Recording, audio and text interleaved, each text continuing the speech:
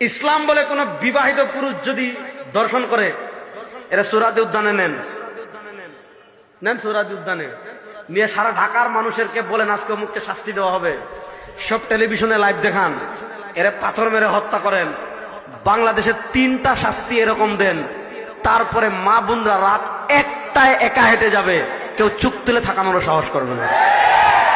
আমাদের বাংলাদেশ থেকে জানেন, কোন বিবাহিত পুরুষ কিংবা মহিলা যদি, যেটাকে আরবিতে বলে মুহসিন, কোন বিবাহিত পুরুষ কিংবা মহিলা যদি ব্যভিচার করে, তাহলে ইসলামের শাস্তি হলো তাকে রজম মেরে হত্যা করা হবে, পাথর মেরে।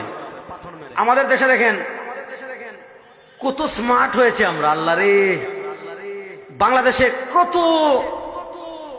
রাষ্ট্রপ্রধান আমরা দেখলাম আমাদের বয়সে, আমরা যখন ছোট্ট ছিলাম।